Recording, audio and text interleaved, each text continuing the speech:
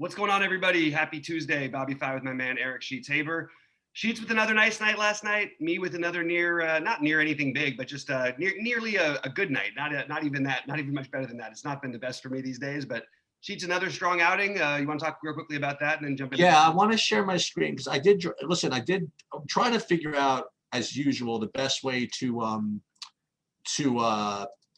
connect with our viewership or whatever. Mm-hmm.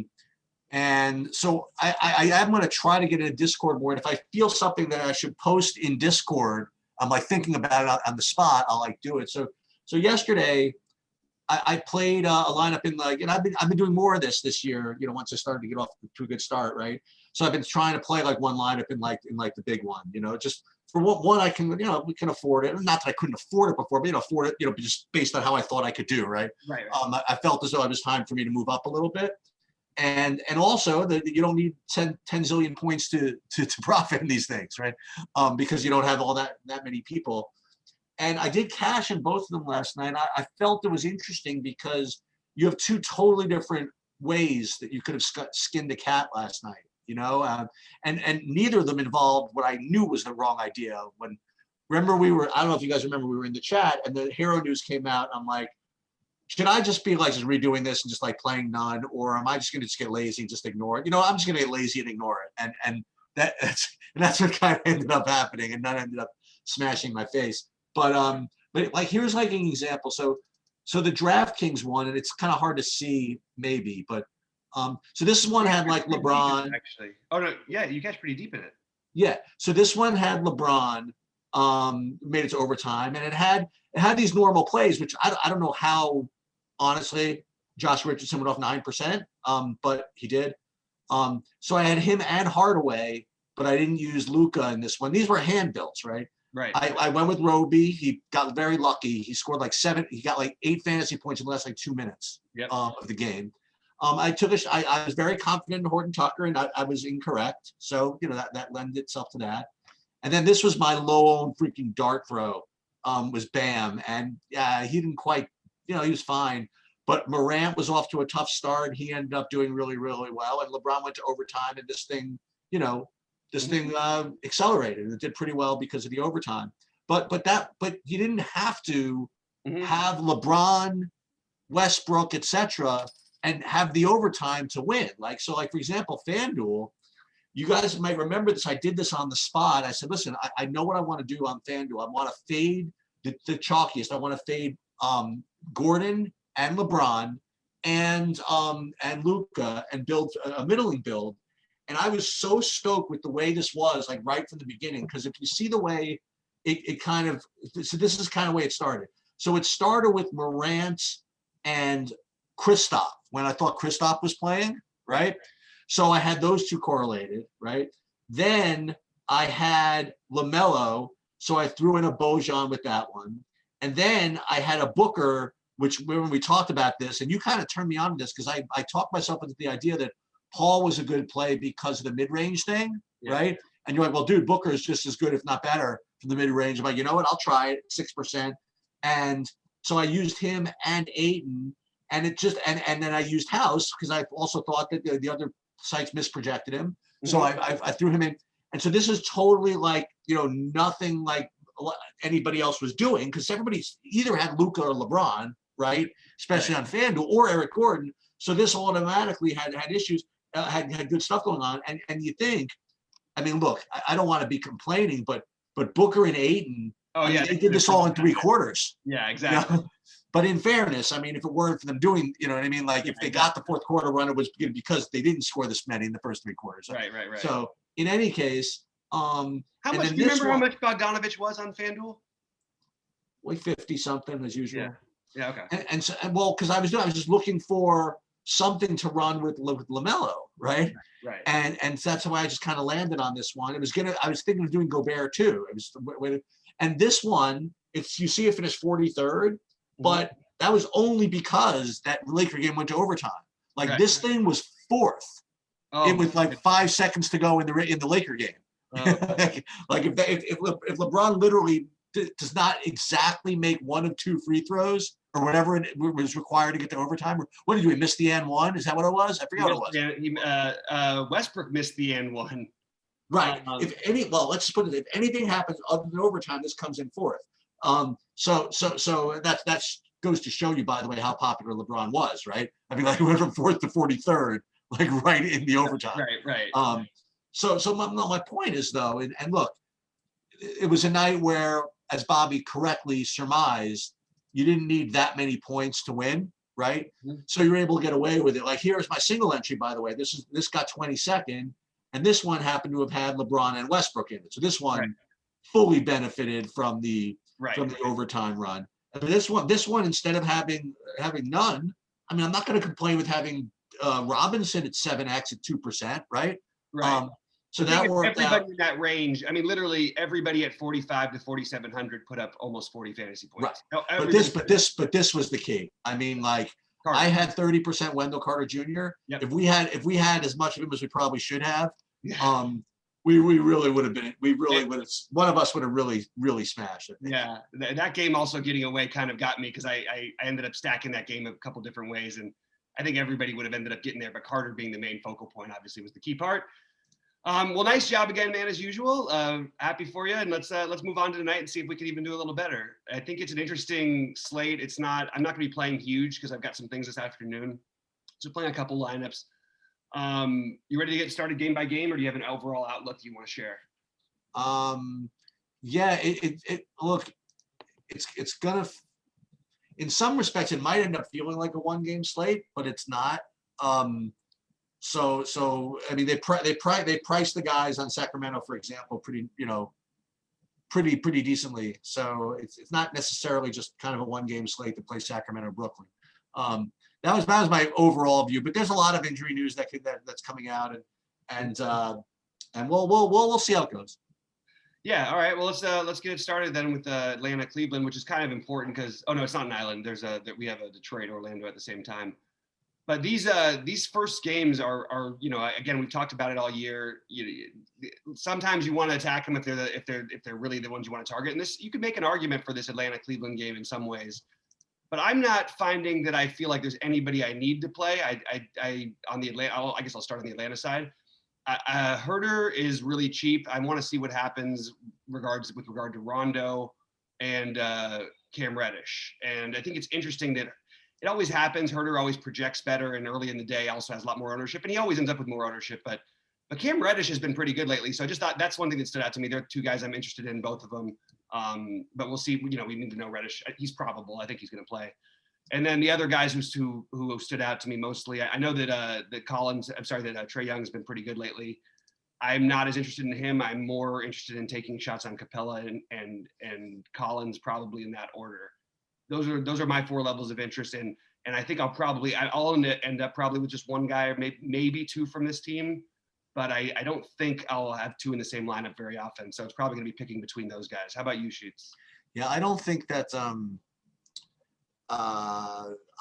from someone that played Jared Allen the other day, he scored 50 fantasy points or whatever. I still don't think he's too expensive. I know people. Yeah, I'm talking about the Atlanta. Sorry, sorry. So all right, we'll do that. So on the Atlanta side, I agree with you. Sort of. I mean, I like Trae and Capella the best. I'm not going to get quite as much Collins as Herder as you are, and that's again based on this other project we're on. Maybe it's my bias. Maybe I just don't get to Collins as much as I should. And who knows? Maybe you get to more than you should. Who knows?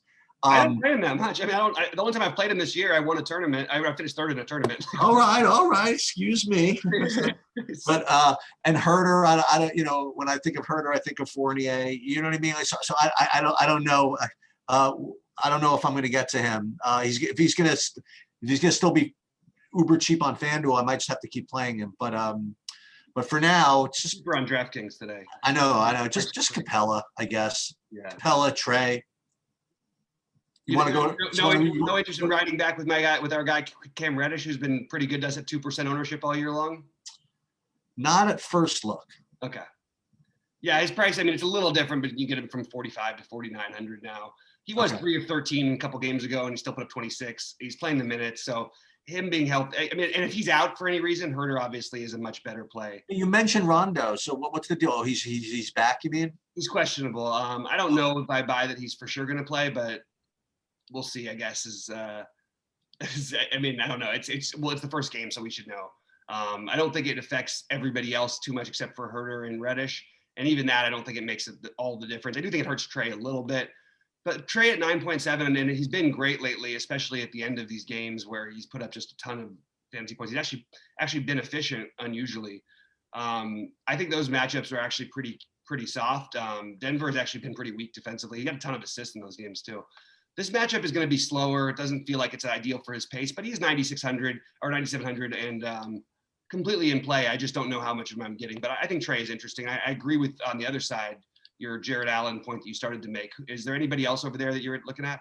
Yeah, I like the guards. I like Sexton and Garland. But what's interesting as I was watching, again, I told you I was really into that game the other day, and I had like Garland and Allen like everywhere, and to see them just, Garland throw up the lob to Allen, you get the multiple correlation going on. It's like, it's in my world, that's like nirvana. Right? Yeah, you feel great. Yeah. Whenever you have the one guy throwing it to the other guy, it's like, yeah. And then when the guy you throw it to sometimes misses, he gets his own rebound and puts it back in. Then you're like really after it. Yeah.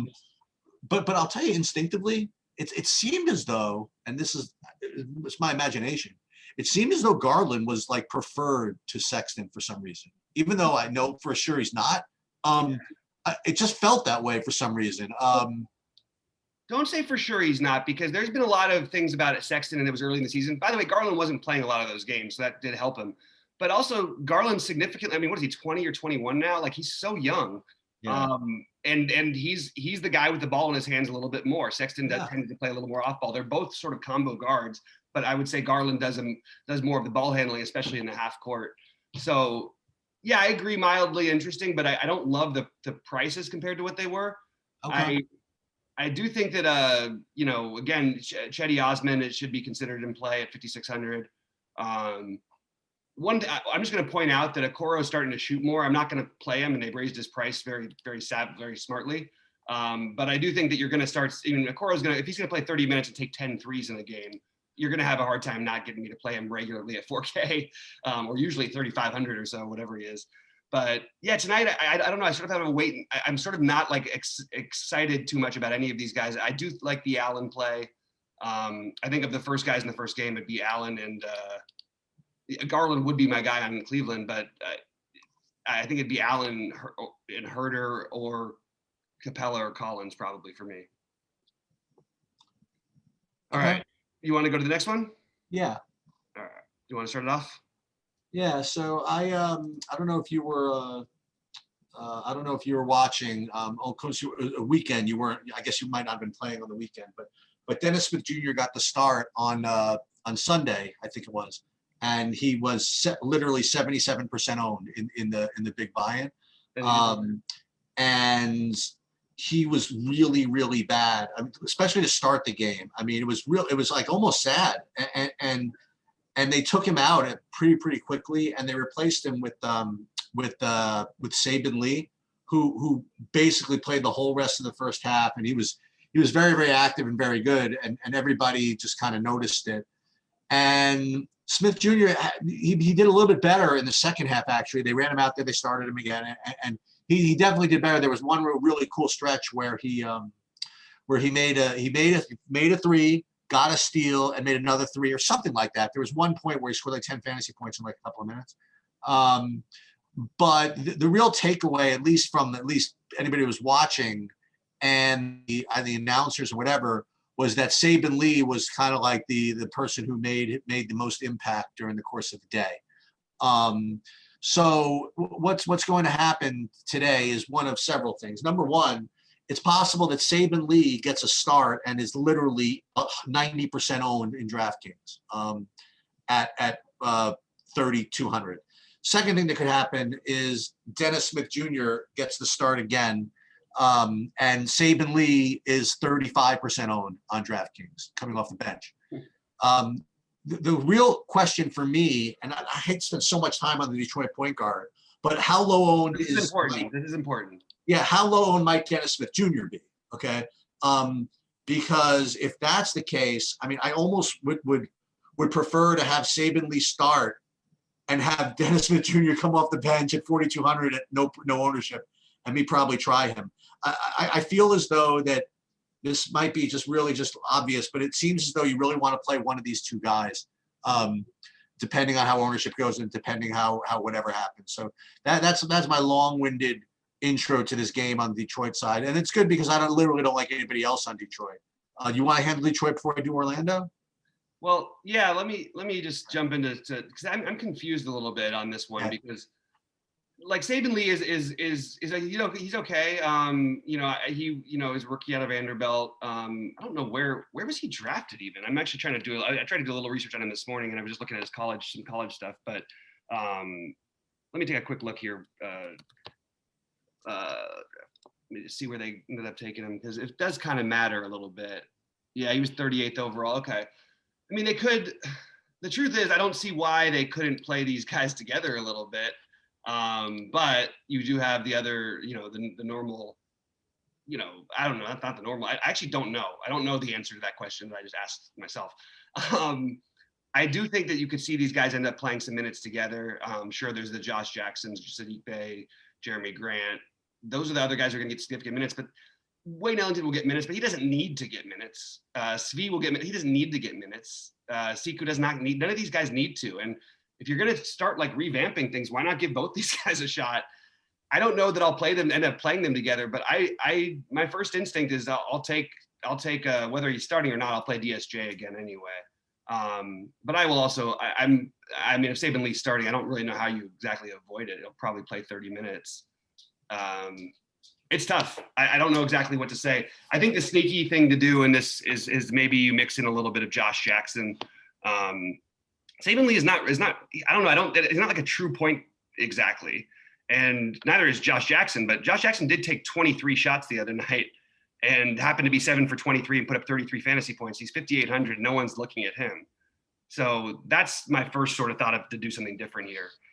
Jeremy Grant, you could say something similar about, but I think Josh Jackson, with the price savings and the no ownership is kind of interesting.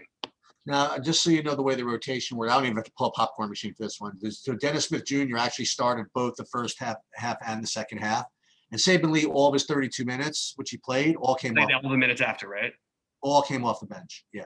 Yeah, but I think they were all consecutive. I don't think he came in and took a break, yeah. That's what I'm saying. So they played Dennis Smith Jr. 8 minutes to start off like both halves, and that was it. And then he came in for the other 16 minutes in both halves. Yeah. Well, I mean, it is interesting. And the thing is, you're going to see, I think, very different projections early in the day on Dennis Smith Jr.'s minutes. I think there's a real chance he plays 15 minutes. I think there's a real chance he plays 32. Like, I really do. I don't think it's as decided. Although I would like to say that I don't know. Maybe I'm going to go back on what I just said. I think in this case, for me to play Dennis Smith Jr., I think I would like to have him start. Sure, I understand it. I just think that, look at the exact flip of what happened the other day. We have seen guards also light up Orlando. That's for what it's worth. Yeah. And there are other bodies. Like they could play Svi. They could get in the way. But you want to bet on the guys with the future upside. The problem is Saban Lee is going to be crazy popular. But yeah, they were excited about him. You know what I mean? Like they're just going to play him. You know what I mean? I don't know whether they play him off the bench, they play him, but he's going to play. Yeah, you can't. After he played the way he did the other day, it's hard to just not play him.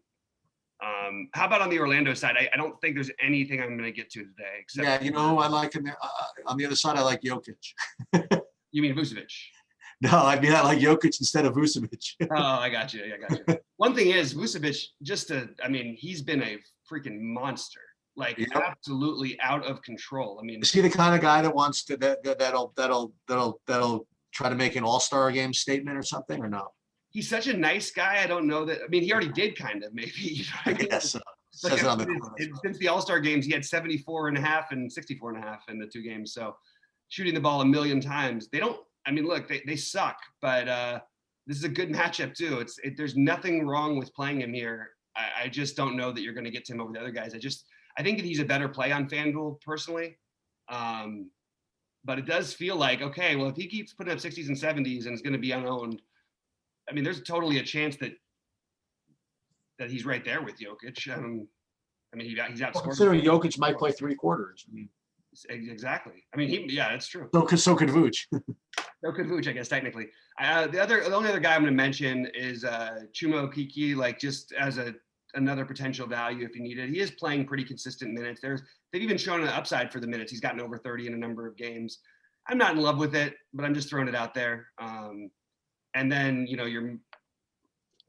that's pretty much it. I don't want to say it, but I almost am tempted to say that Chason Randall at 3K playing 20 minutes, but he's just not doing anything. Anyway, I'm not too interested in the Orlando side of this game. Me neither. All right. Boston and Dallas. What are we doing here, Sheets? Oh, I had Sacramento, Brooklyn first. I'm sorry. Go ahead. So it's as I kind of alluded to earlier, it's a 247,000 point total. You have the two fastest teams in the world and two of the worst defenses also. But I mean, these guys seem to be priced, man. I don't know. My initial instinct is I don't want to get too much over on anybody. But I don't want to play the game, right? So I guess Fox. I'll tell you somebody else. I mean, if you're going to tell me for real that Bagley's going to play 30 minutes again, yeah. I mean that's that would be a pretty decent priority to me. I'll tell you this: if Barnes is back, I do think it takes away from some of these guys. Fox is my favorite, and then I'll just do this first because I'm not as into this as maybe some people. So, and in Brooklyn, I think I'd much prefer, honestly, to play Harden or Kyrie than I would be totally obsessed with stacking Sacramento on the other side. I don't know why I feel that way, but that's where I'm at right now. Is I'll play Kyrie or I'll play Harden, probably one of each, probably not both, and maybe with all the talk there's going to be about stacking this game, and maybe that'll be the way I'll be different. It's just play the Brooklyn guy and not play anybody from Sacramento. I don't know. Mm-hmm. I don't know if that's going to be too different. I don't think that there's I mean, we have a good price on Fox. He's been really, really bad. Oddly, he's been bad on the road this year. Whatever. I don't know. I mean, yeah, he's had some good games, but mostly he's had some shooting guard Kyrie Irving. That's very helpful. That is helpful. Absolutely. But yeah, Fox and Kyrie are the natural guys from this game. I don't think I'm going to get Buddy Hield is not terribly priced. I don't think. And Bagley, I agree, is there's absolutely upside for him. If Harrison Barnes is out, he's going to have some ownership. It's not like no one's going to think of him. So just keep that in mind. If we had the really cheap Whiteside, we could always take that. I mean, there's no reason why he should even play in this matchup against a team with those guys. But on the flip side, if you're getting smashed, that's one thing you can consider doing is playing Whiteside that's one thing they could consider doing is putting Whiteside out there and saying, okay, well, we're just going to try and get 500 points out of Whiteside. He did play 24 minutes and put up 58 fantasy points the last time these two teams played, just to give you an idea. And that's exactly the scenario that happened. They were getting crushed. They brought in Whiteside, and he put up 58 fantasy points in 24 minutes. I think it's like a season high in both, probably. So just keep that in mind as like an off the board. I'll tell you what. I'll give you something. Wait, you don't think that's something? That's a pretty good little. No, I'll give you something. I'll give you something better. So, Glenn Robinson, I'm presuming out. Yeah. Let's just say Barnes doesn't play or whatever.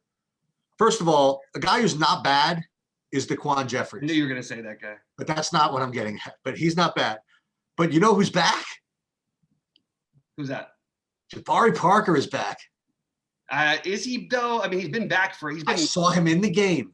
He's been available every day though. He's been available all year. He isn't. Okay, but I saw him in the game, and he's 3,000. I don't know. I'm always interested in taking. Oh, it's terrible. It's terrible. But. I mean, do you think he's going to play a minute? No. I don't know. Maybe he does though. Like maybe he's right on the blowout side of it. I don't know. It's kind of interesting. I guess. But I'm just mentioning the Whiteside thing. I mean, it's kind of interesting that no one's going to play him. We played him at this price, and he scored 58 fantasy points against this team like last week. And that's the reason why everybody played him the next time. So just think about it a little bit. That is what I don't know. Anyway, so De'Aaron Fox and Kyrie though are the main interest to me. I think Harden is right there too. I just prefer Giannis overall to Harden tonight. But they're both good plays. I do think that, to be honest, I'm a little worried. Sacramento has been one of the worst teams in the NBA of late. Maybe the second worst team behind Cleveland. What have they lost? 7 in a row? Yeah, they lost 7 in a row. This could get really ugly really fast, and that does worry me a little bit in this spot. But overall, still, it's hard not to like Harden, and if you can find a way to get Harden and Giannis in tonight, I think you're in pretty good shape. But I also do like Kyrie a ton at this price. I think he's the more obvious cash game play because you kind of need the savings a little bit, and probably still gets there anyway. Doesn't have the same ceiling as Harden, but you get the 1900 discount. So that's pretty much what I'm doing in this game with a little bit of the. Well, I'm gonna, hopefully I get off of this take as we get nearer the lock. So I'm gonna need one guy to be out. Like I'm gonna need Barnes. I'm gonna need Barnes to be out. But if Barnes is out, I might revisit the Jabari Parker at 3K thing. I might revisit it. How many minutes did he play in the last game? Do you have any idea? Was that? Do you know how many minutes he played in the last game? I'm gonna take a look. 16. Wow, that's more than I would have thought. It was a blowout, I think, again, but still, Yep. this could be as well. Are you better off with him or the Quan Jeffries, who in the blowout played 33 minutes though? That's the only thing. Probably Jeffries. Yeah, but that's kind of interesting. Okay, so Jeffries and you know what? That's an interesting take, Sheets. I like it. At the very least, it's definitely interesting. All right, you ready to move on? No Brooklyn nonsense. Not me. Any way to get to any of it personally. I mean, everybody's like blah to me. I don't feel like there's anybody who stands out. How about you? No, I had nothing. I just figured it out. Nothing for me. Boston, Dallas, kind of. Now I don't want to say a pass. Okay, so on Boston, if I had to pick somebody, I mean, just on price, I think it might be Robert Williams. And is he the nickname guy? I keep getting confused. Yep, Time Lord. He's Time Lord. I would probably pick him. He's been awesome lately. And aside from that, I like the good guys. I like, the normal. I mean, Kemba, Jalen, Jason Tatum, they're all fine. I think I prefer Jaylen Brown over Kemba.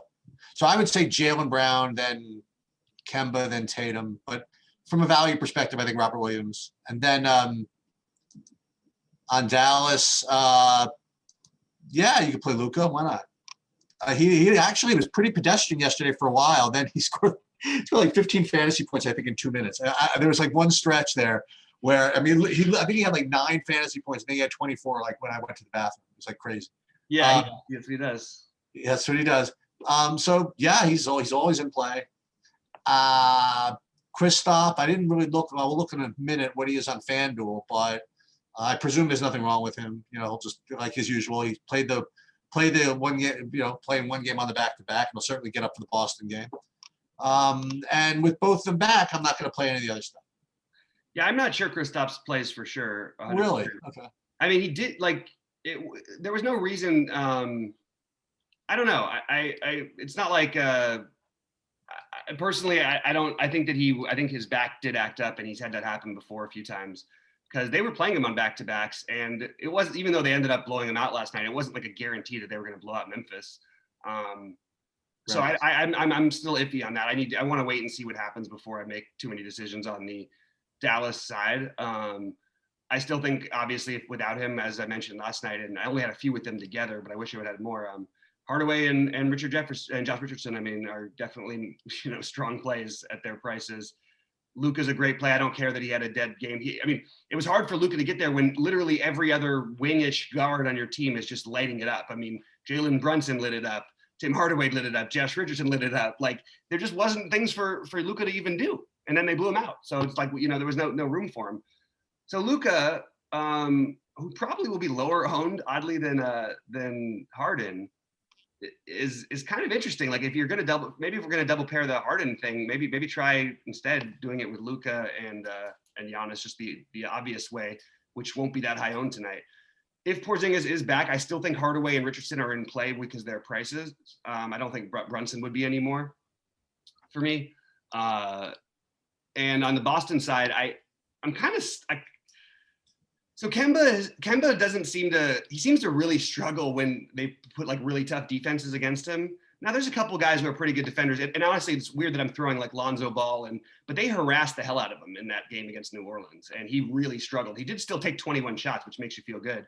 He's 6,400. If guys going to be willing to shoot this much, I think he might actually be my preferred Celtic for like the first time this year, and I would go he, then Tatum, then Brown. But I like all three of them a little bit. Just don't know how much of them I'm really going to get to.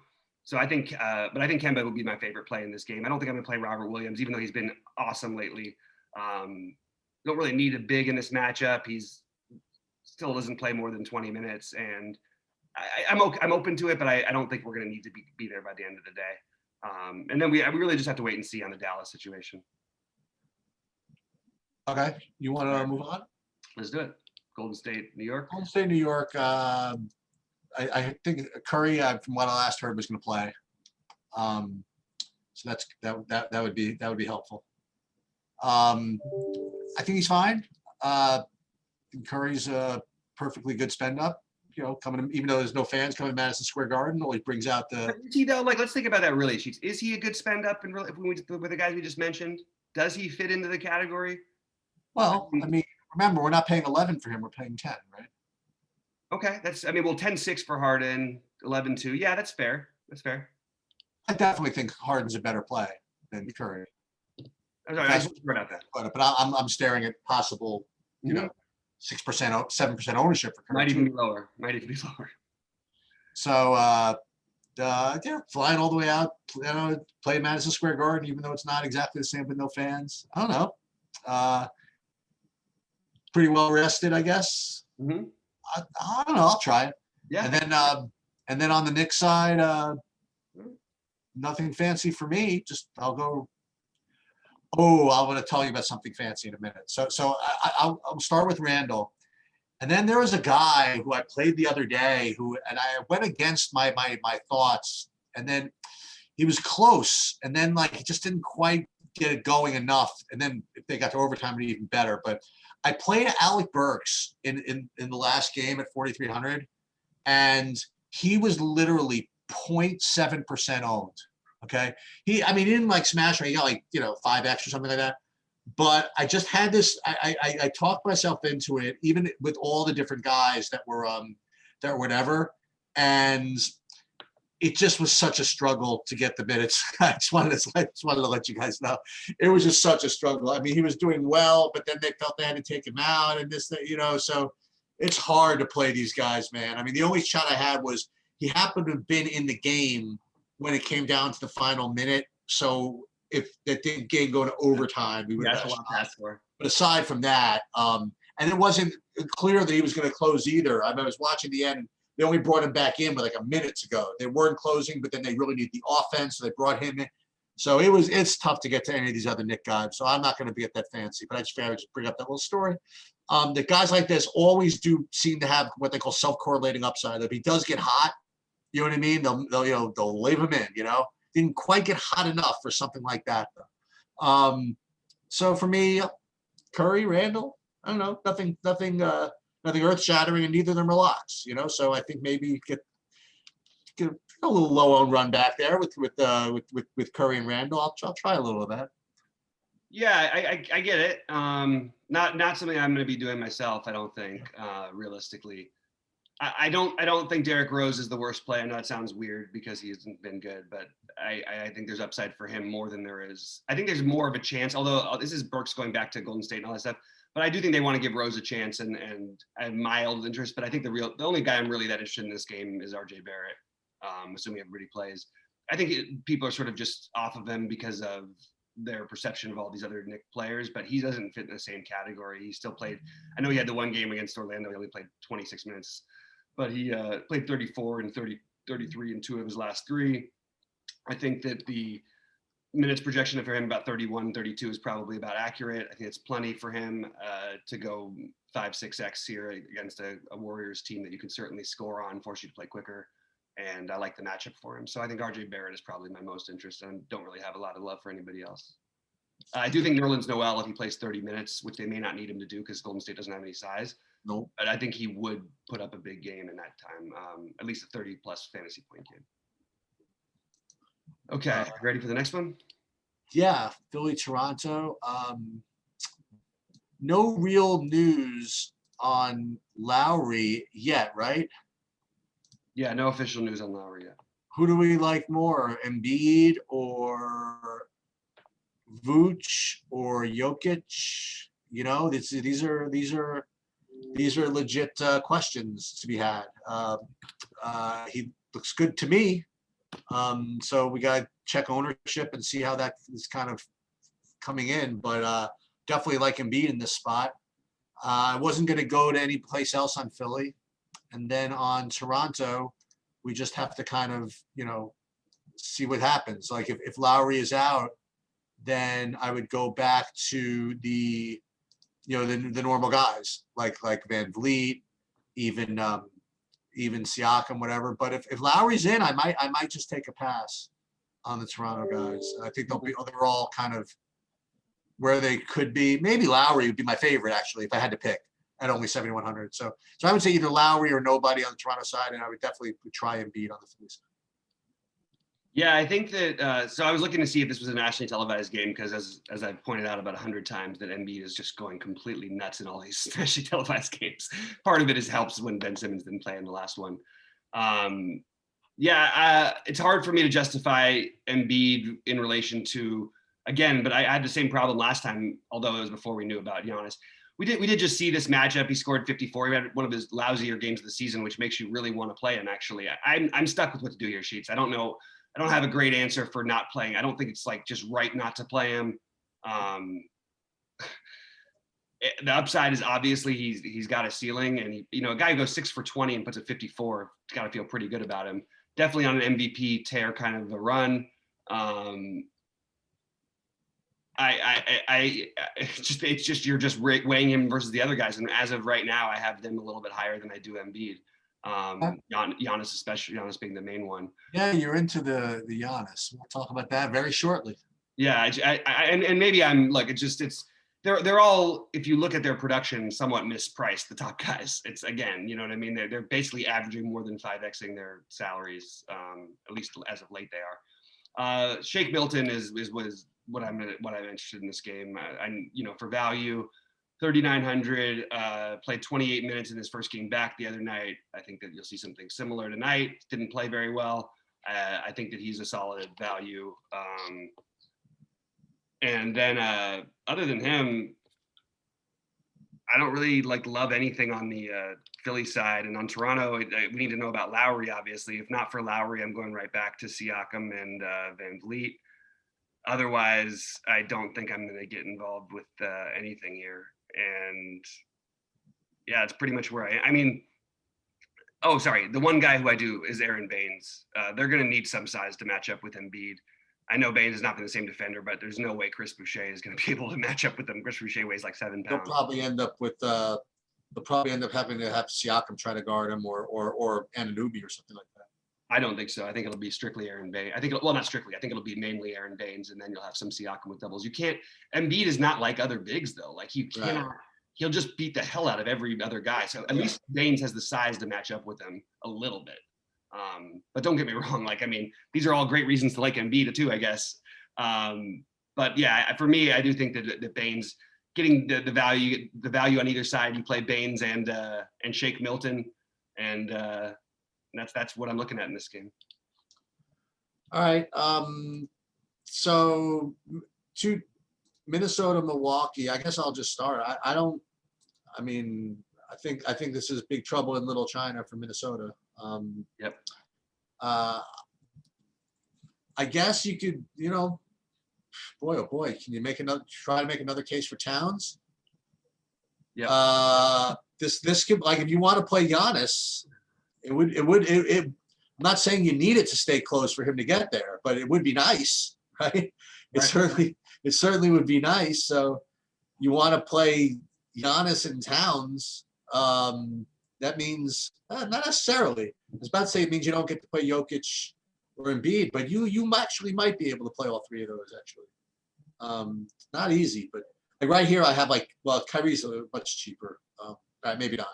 But I guess Cal. Well, let's put it this way: Cal would be the only place I would go on Minnesota, and on Milwaukee. The two guys. Well, You want to try to take another shot at DJ Augustine, you can. I mean, he's fine.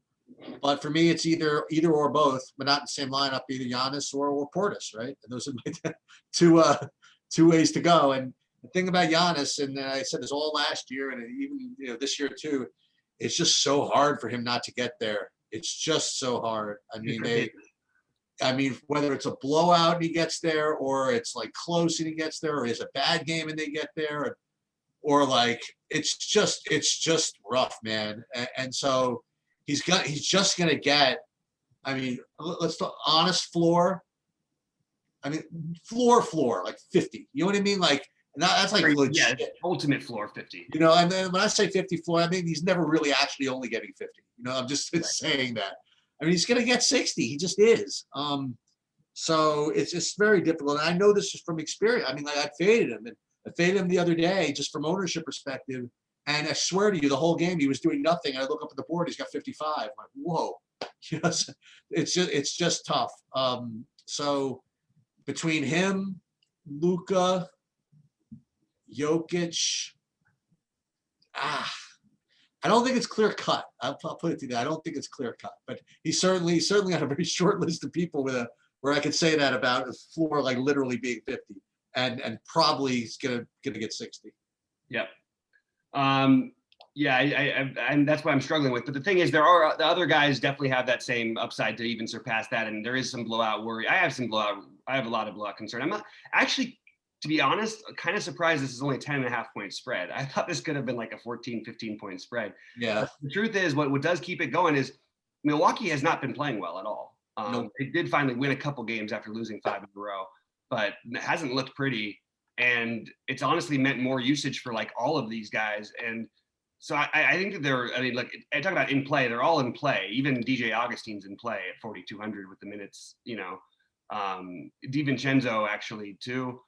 Brook Lopez, they seem to be fading out a little bit, although he does tend to play okay against Cat from the past. So maybe he gets, 28 minutes instead of his 20 or 23 like he's been getting a lot lately. But I don't love it. I don't love all of that stuff. I just think it's all worth noting. The super just like, okay, just make this play and close your eyes is to skip Giannis, play Chris Middleton at 8,400. He's 7,200 and going to be super chalk on FanDuel, but he's 8,400 and no one's going to play him. And it's a perfect matchup for him, just like Sacramento was. He has a ceiling. It's just I'm not saying I'm going to do it. It's just something that's crossed my mind. But I think mostly in this game, you're playing Giannis. And then what's disturbing me about the Cat stuff is they just won't give him that extra few minutes. And like he played the 39-minute game, but that was in overtime. They're like strictly sticking him to this 32-minute or less thing. And I know it's a year they don't need to extend him, but I kind of miss the old days when, Tibbs would have him out there for 38, 40 minutes. And that's partly why he was a crusher. So he is somebody who's on the list for me. I do think I'll have like some Giannis Cat lineups, which feels gross with all these other great spend ups. But I do think that, look, we are starting to see the production from Cat. He put up 61 in his last game, so it's not that crazy. And that was against a slow Knicks team. He put up 53 a couple of games before that. And against this Milwaukee team, he actually should be able to thrive. She can beat him from the outside. He can beat him inside. This is a really good matchup for him if they can keep it close. So I will have some of that, but mostly it's going to be Giannis for me, with a little bit of these DiVincenzo. I think I'd rank DiVincenzo ahead of Augustine, but I do think both of them are kind of interesting on this slate. And then if you do believe in the blowout, Bobby Portis is your man. Okay, you want to move on? What do I have? What do we have next? Oh, Portland, Denver next. Yep. So the two Island Hammer games. So first thing I would say is that the back-to-back, I didn't even think they let them do this anymore. Play back-to-back going to Denver traveling. I thought that was one of those things they just kind of eliminated several years ago. Maybe they brought it back for COVID because they want to squeeze everything in, or maybe it was just from certain cities they couldn't go back-to-back to Denver. I think that was kind of the cross-country back-to-backs that they stopped. Or even like, I think they won't even allow the Utah to Denver too. I forget what it was, but in any case, it's a tough travel spot. But the good news for people that want to play in Portland is that they got roasted last night, which means that at least they're not coming off of an emotional win emotional loss, or where all their starters are playing in the fourth quarter. I mean, they got their heads handed to them in the third quarter. Dame was back. Everybody, they joint team effort of getting blown out. So at the very least, if you want to play Portland or anything associated with Portland keeping the game close and this, that, and the other thing, you at least have that benefit of them not having to play all their guys in the fourth quarter yesterday. Right? So with that said, I really my first build, my first idea was to do exactly that, was to play Lillard on Portland, to play Jokic on Denver, and then figure the rest of my lineups out later. That was the first thing that I looked at when I first looked at the projections, first looked at the slate, first look whatever. And just in case, no matter what else happens to the rest of the slate, I promise you there will be one lineup at minimum with that exact thing. Another observation from about Denver. First of all, I think Jokic is just a ridiculous underprice here, given who he's playing against and the whole thing. I think that I actually like him more than Luka. How about Giannis? That's I just hesitated about the Giannis. That's the problem. But here's the thing that I wanted to observe about Denver. So I was watching the last game, and during beginning of the third quarter or something, or middle of the third quarter, leading all the way through the fourth, you literally saw Malone almost strangle both Michael Porter Jr. and Will Barton and benched them for the rest of the game. Took the whole unit out except for he left Murray and Jokic in there, and then left all the other, I don't say scrubs, all the other reserves in for the rest of the game. Porter and Barton played 0 in the last 18 minutes. So you look at it one of two ways. Number one is it's going to negatively impact their minutes average, right? That benching. And so maybe they'll project, both of them will project a little bit lower than maybe the otherwise would, depending on how much projection models weight things. The other way to look at it is maybe Malone really just does not like these guys and is just going to continue to do stuff like that and not play them a lot. All of that doesn't really matter to me too much. I don't think I was going to play either of them anyway. But Barton, he's never limited Barton's minutes in the entire time. Even last game he didn't. In the blowout, he still played the most minutes, I think, of almost any starter. This past game, he benched him. He played 27 minutes, though. I don't know if any. I'm telling you, he benched something out of the game. He didn't come back. No, but he benched him because the game was completely out of hand. Okay. They were down by 35 at the end of it. I'm telling you, it was a 15-point game. He took them, but I saw him literally get mad. He went like this, like the whole unit, and they never got back in. And I thought he was praying that he was going to be right and they would like make a run or whatever. When he took them out, it was a 15-point game, and after the game was over, it was a 15-point game or whatever. No, they lost by 39 points or something. It was like 130 to, it was like 120 to like 78 or something, wasn't it? Like I was looking at it because it was like such an alarming blowout.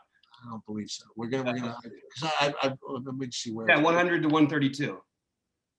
So maybe it was a different game then. Maybe. Have they played twice in the last couple of days? They played Washington the other day. Denver 123-115. Wait, you're talking about? Oh, I'm sorry. I'm looking. I was looking at Portland. My fault. Sheets. I was looking at Portland's recent games. That's my fault. No. So let me the Atlanta game. Let me just show you what I was saying. So Michael Porter Jr., like right here, like midway through the third, like they took him out. They took out Barton and never returned. You see, like all the yellow at the end. I got the game. They only lost by 8, and he was so mad. So you see the run that Morris and Campazzo, they got through the whole rest of the game.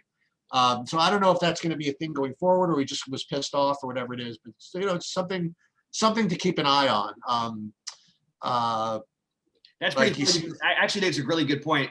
Can I explain my mistake really quickly? It was actually going to lead into what I was going to say, which is that the Barton revenge and the Carmelo revenge. But the funny part is I had Barton in my head when you said they took all these the Denver guys out. I had Barton in my head as a Portland player because he played for Portland for so long. So I totally got mixed up on that one. Totally screwed myself there. By the way, that's where I'm at. I want to play Lillard and Jokic and probably pass the rest. Okay, interesting. We're gonna have to revisit because Kristaps and Kleber are out tonight. Okay. We're gonna have to revisit that game in a minute. Oh, we'll probably do the same thing as yesterday. I mean, Yeah, I mean, hey, why not? And no Kleber too, by the way, which also opens up the front court minutes a little bit. Yeah, I like the idea of doing just what you said. I think that Carmelo is like completely in play here. I know that he's been bad, and I've been the one avoiding him and saying, "Why is everybody?" Well, that's another one going back to his old team, right? Yeah, he's going. He's actually going into Denver, and I'm just. It's not just that. It's like, I mean, he's 4,500. He kind of fits in some builds, and he's gonna take shots. That's basically all I want in my guys. And the minutes haven't been there because there's been blowouts on a couple ends of both these things, and one game with foul trouble that he had. So I actually think that he'll play more minutes tonight than he's projected for. Well, let's see what he's projected for. Yeah, I think he'll play. I think he's more like 26, 28 minutes than he is 24 probably tonight. Yeah, and the other guy, I'm going to remind everybody that, look, he got the minutes last night. He didn't do anything for me, but I don't think I'm going to get to Anthony Simons, but he is 3.6, and it's just kind of interesting to me. I think that Portland probably wants to put their best foot forward after last night and keep their starters out there as long as possible. It does make Dame kind of an amazing play, doesn't it? Like, this is not a team that gets smoked like that. Dame's a very prideful guy. Even on a back-to-back, I just feel like he's going to try and take this game over if he has to. So I kind of agree with you. It's just hard for me to get there with all the other spend-ups. Before I leave this game, I pulled up the popcorn machine, and if they start Zeke again, give him 30 minutes. I mean, isn't he worth 3,100? Yeah, I've got him on my list. It's very hard for him to do much with all these other guys on the court. That's true. So it's kind of annoying but then he also got minutes on the bench and he still didn't do anything. He's 3.1. He's starting, and he could play 26 minutes, possibly 28 minutes, maybe even more. I mean, he played 30 in that game because they sat down all your guys. I still think there's another flip side to the Michael Porter thing, but this feels like a perfect matchup for Michael Porter. Maybe you do it on FanDuel. I'm just gonna tell you what was going on. So Porter this was his third quarter. I mean, because he had an okay first half, and me along with the rest of the United States of America had Porter in this game, right? So we're watching. So he was doing Michael Porter stuff to start off, meaning that he was just walking up and down the court, really lazy, and then he wasn't getting involved in the offense. He was in the corner, and they weren't running stuff for him at all either, right? And then like one time he couldn't get the rebound or whatever it is, and then he finally got a rebound, and he walked the ball up the court, and he just, when the rest of the team was cold to, he just pulled up from three and shot a contested three that wasn't close.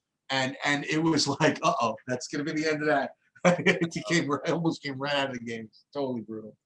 They should I wish he was just a sixth man, to be honest. And I guess that's the place I would have the most interest for him if they moved him back to the bench at some point, because it does feel like that's trending that way. We've been talking about this for a while. They obviously don't like him that much, and it's bizarre because there's tons of teams that would trade for this guy. All right. But I think overall, we got that game covered. We'll go back to the Dallas game in a minute. Yep. This last game is going to be weird because I don't know what's going to happen exactly here. Westbrook, they've won 5 in a row. They're the second hottest team in the NBA, the Wizards. They've been pretty good offensively and defensively, and they've beaten good teams. This is not just they've beaten the Nuggets, they beat the Lakers, they beat the Nets. I'm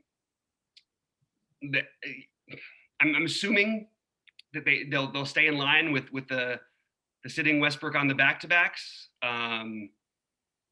But he did play a back-to-back against Houston. That also could be because it was Houston. Like, I don't know. It's hard for me to get a total feel for this. And the truth is, I'm not sure it makes enough of a difference that you need to play these guys in DFS tonight anyway. I do think Westbrook would be my preferred option, unless if he had no minutes restriction. But if there's no Westbrook, Beal is completely in play. But would the ownership at 30% or 25% or whatever be worth it? I don't know. It's not like a good matchup. And honestly, without Westbrook, or even with him, I feel like on this, after that really, really great win they had last night in overtime, and everybody played 40-odd minutes, and I think Beal played for 45 minutes too. You'd think they'd sit Westbrook, and you'd think that the Clippers would have a good chance of beating the hell out of them tonight. That's just my first take. What do you think? Yeah, I completely agree. But what I am going to do, and that's another reason why I want to play some Lillard, is Might be playing all the truth. If that news doesn't come till late, like the Washington LAC news, it would be kind of cool to have the ability to do some business with that game. Because if in fact Westbrook remains questionable or whatever, and then he gets ruled out, then I do think you want to play Beal. I really do. And I think that, a lot of people are going to be able to get to him, right? They'll put Jokic in the utility spot, and then maybe it's not so fancy. Pretty terrible matchup. Right, yeah, so I don't know. So yeah, I kind of agree with your initial take that the game that presuming that Kawhi plays, I don't know why, I don't think he's going to play, but whatever. And Paul George is back too. Yeah. I mean, they're going to get blasted. Maybe. If this was only the back-to-back is the reason I'm thinking it, because honestly, they've been playing great basketball. I don't think if they're not going to get blasted, by the way. Yeah. You get Kawhi at low ownership against Washington. Yep, Kawhi and Paul George both, but especially Kawhi. I think that's. I mean, when I was first building, that was what I just naturally do. You know me, I like to just try and find the guy against Washington every night. I mean, now he's not in the same place that LeBron is, where he has to do everything offensively. But boy, you just expect it. I just expect him to score 50. I mean, I actually think Kawhi might be a better play than Bradley Beal, even if Westbrook's out. I really do. I think it's really close between them. Beal may be a slight edge, but they're all in play. I don't know if you're going to be able to get to them with the other guys we're spending up on. Also, we just got news Wayne Ellington's out, which doesn't sound like much, but it goes back to our Detroit thing. You might see DSJ and the other guy, what's his name, Lee, in quite a bit. That's just interesting to keep note of. So let's see if we got some updated projections real quick and jump over to the Dallas game, if you don't mind, because I do think that's pretty significant information. And Kleber being out additionally, I know, but I think it's pretty easy. I mean, I think you do the exact same. I mean, like we saw it yesterday. You play Richardson, Brunson, Hardaway. Kleber out. Okay, that maybe makes what's his name? Maybe Willie Cauley-Stein a little bit better play. Why Willie Cauley-Stein? Why not? Or Powell? Either one. I mean. Well, Powell. Well, no, it makes a huge difference. Powell started last night and played 27 minutes. Okay. Willie Cauley-Stein was like a terrible play. I thought afterwards, unless nobody played him, but some people still did.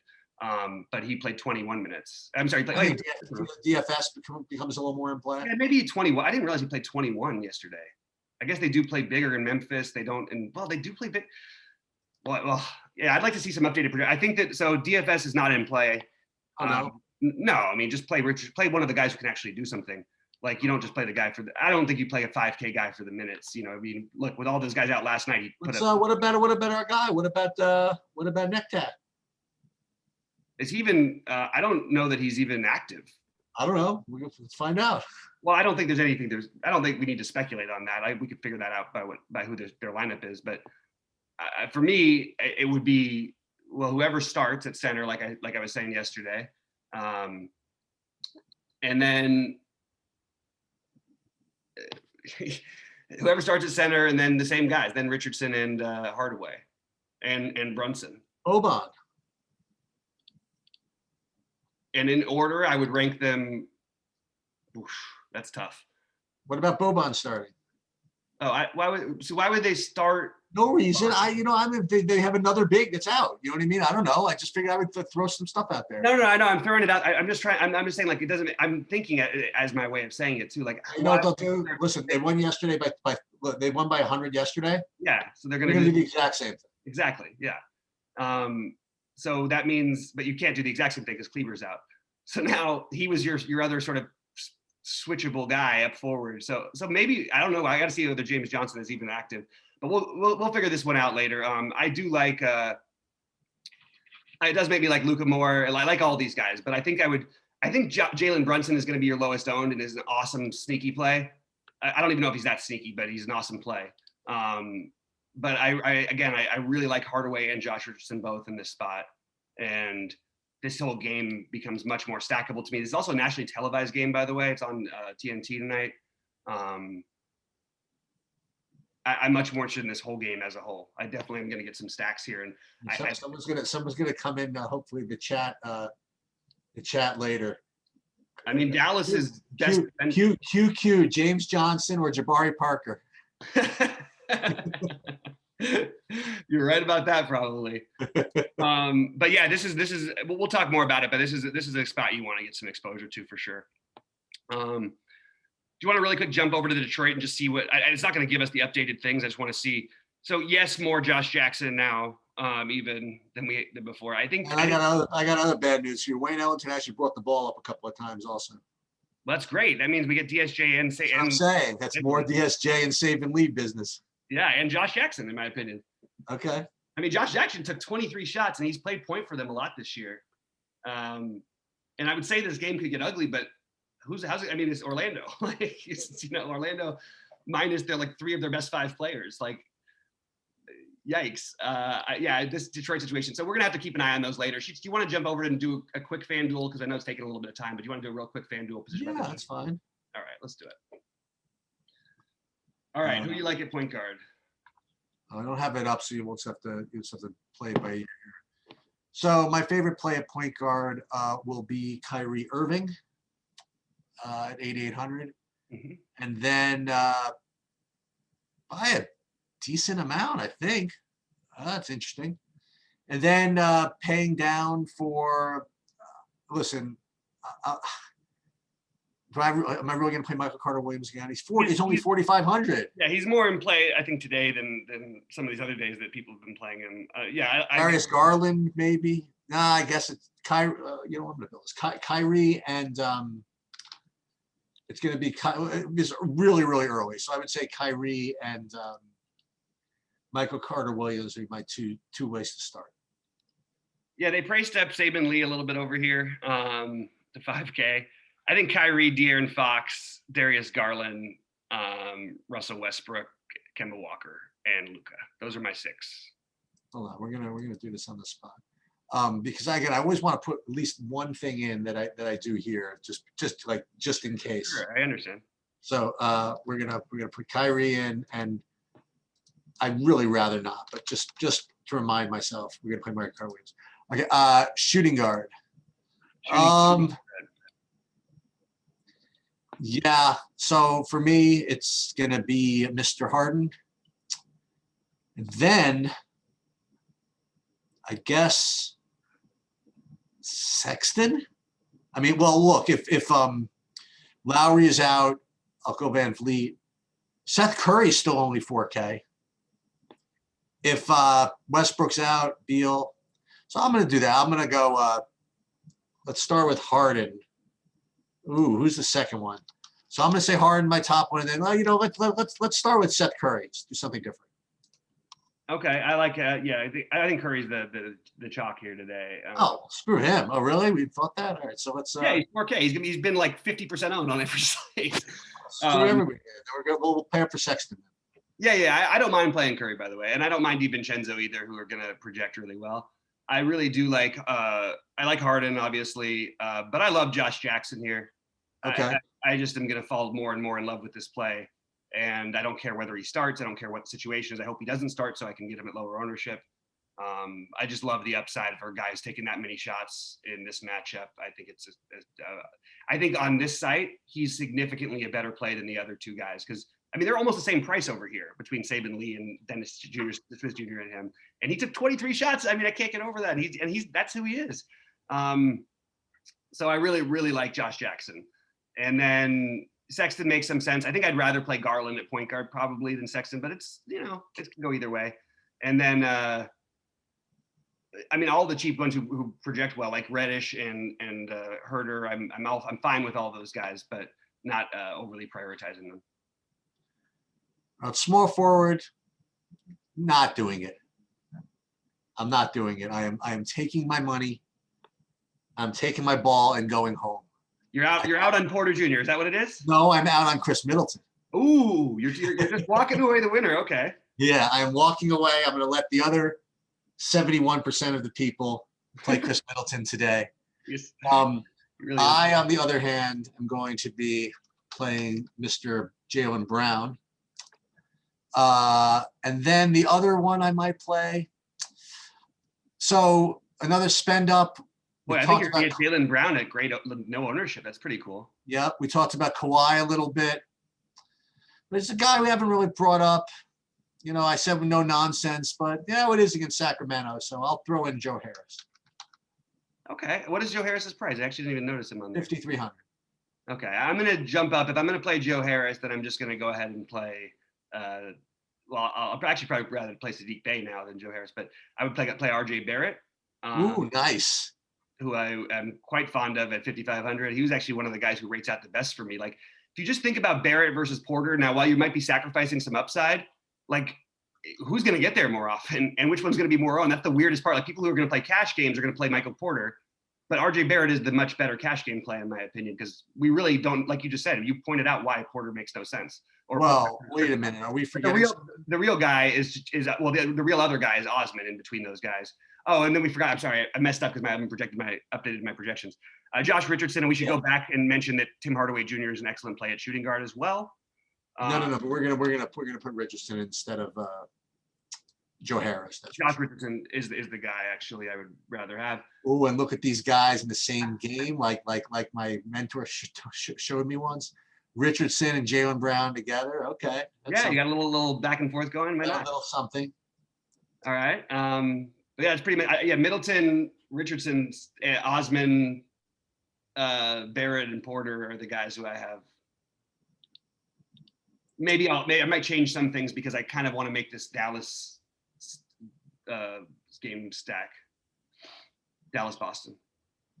So Giannis at power forward. How do you not play him? Is the best play. Oh, we don't have to play him though. No, you're right. We don't. But what do we do if we don't play him? We definitely don't have to play him. Tatum? What we could do the direct pivot off of Giannis. JaVale McGee. And that would be Portis. Oh yeah, that is actually the. I thought you were making a joke, so I just said JaVale McGee. So we're gonna play Portis at 4,800. Now again, I just already announced that Giannis is the best play, right? So we're moving on. So Portis, and then Randall. Ooh, I like Randall. Okay, I guess I should have thought about him a little bit more. This to me actually is a kind of a strong position in some ways. I like Tatum actually, even at 94. I still like him. I like Portis as well. I like JaVale McGee as a spend down. You like Nerlens Noel? Probably a little thin on McGee. Noel is okay. I don't love it. Maybe I don't love this position as much as I thought, but maybe you're right. Maybe Randall is somewhere Randall, Tatum. Maybe that's what you do if you don't play Giannis. You can play Randall and Tatum together. And maybe you get 55 out of both of them and Giannis at 70 doesn't matter. I kind of like that, actually. I just talked myself into it. Long shot play, just because I have to mention him every day, and I forgot to mention him on DraftKings, Jaden McDaniels. FanDuel is really tough, man, because center, I want to play all these guys who I can't afford now because of all this other stuff I did. Well, I don't think you have to. Well, first of all, you're playing Harden and right together already. But I wasn't playing Giannis. I'm not playing Giannis. I mean, it's not like I'm doing. Yeah, but then you have no. I'm just saying though that you've already got like a bunch of your money allocated, so you can probably find some ways. Also, Sexton, you could definitely drop down and get a cheap shooting guard, and that would allow you. Hardaway, for example. What's that? Like Hardaway, for example. Exactly, or and you could. That's good enough. So at center, Jokic. In my opinion, Jokic. Is Jokic the best play? Yeah, Jokic has. I think James Johnson's going to be in play tonight, by the way. I think you're right about that one. There it is. And there you have it. I really do. I didn't realize he was active. Go ahead, Chucky. So for me, it's Jokic. And then if you can afford him, then there you go. I think the next best value is he's got to be owned, but Jared Allen, I guess. Yeah, the one thing is we keep showing to Jared Allen, and I'm sort of wondering why we don't just go to Capella instead. Yeah, I know. One thing is Jared Allen has a terrible matchup going up against Capella. Capella's got a great matchup going. Even though Jared Allen's a good defender, help side defender and stuff, he's not a good one-on-one guy who's going to keep you off all the boards. Capella had his nut low game the other day. As I point out every time, it's always against Denver that these centers don't put up any numbers. I really like Capella, so I think that's where I would probably side with Capella, Jokic, and Embiid. If you can get there, you want to play all of them, and it's hard not to have interest in all those guys. It's also hard to find guys at the cheap end who make a lot of sense. Yeah, I mean, I don't like any of the cheap options as of now. Maybe something will open up later, but as of right now, I don't like All it. right, so we're not going to play. So I want to rebuild this before we go because Okay. I don't want to play necessarily Kyrie and Irving together. Mhm.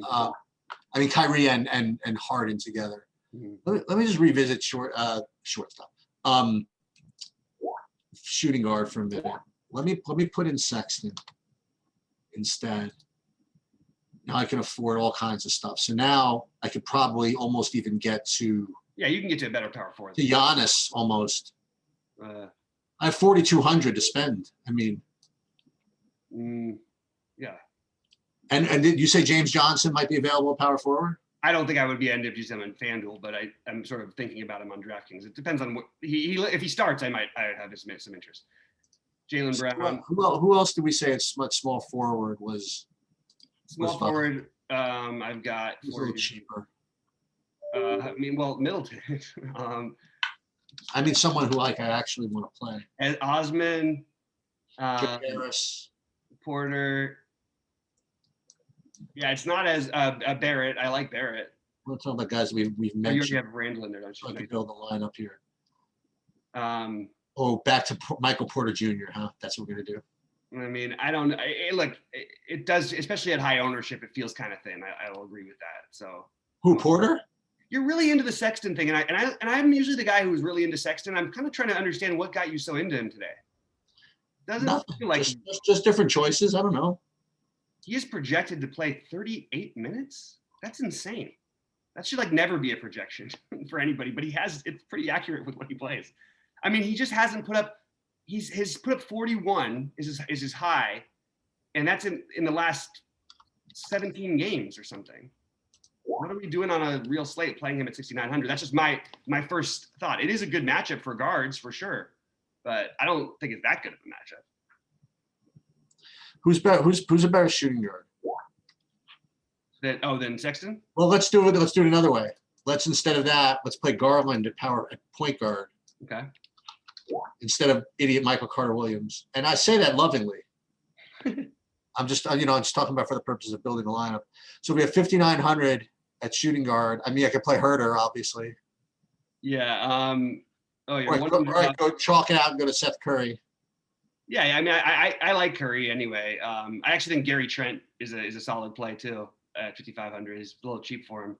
Seth Curry. Now I can put now I can lose on Chris Middleton. Okay. I don't know that you need the Nerlens Noel play, but I kind of like what you're thinking with it. Especially on FanDuel, because this is the kind of game where Nerlens could end up with 3 steals and 4 blocks or something. You know what I mean? And there, boom, that's 21 right away. We don't want to play Middleton and Giannis together. I mean, if you played the other day, you would have wanted to play them together. They both went crazy. And that was. You're probably right. You're probably right on this particular slate that you don't need to play Middleton and Giannis together. Boy, it looks like I'm not going to be able to get you guys a lineup here. But now we're gonna tinker. We're gonna tinker. So now I owe 800. So if I owe 800, maybe we don't like Noel. Can we pay down a little more power forward? Not exactly in that price range, but there's JaVale McGee, who's way cheaper. Yeah, but I got Allen. I know. And then you've got the 4.8 guys who make some sense. Let me see. Who the 4.8 guys that make sense? Oh, well, Portis. But then you're playing. I have Giannis. And then Tice. Tice is another one.